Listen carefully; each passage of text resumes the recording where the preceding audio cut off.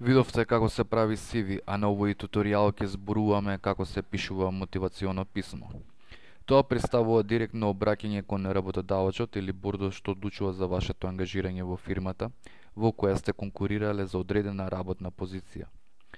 Целта е да се задржи нивното внимание, односно на некој начин да ги оправдате податоците наведени во вашето CV.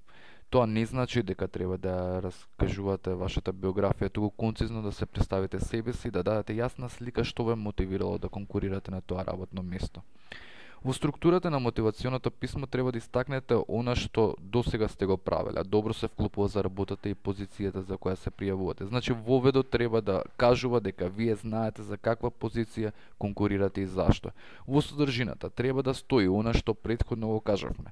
Значи како вашето искуство и образование одговара на работната позиција за која што конкурирате и паралелно која е вашата визија за вас во склоп со работата што ќе ја работите.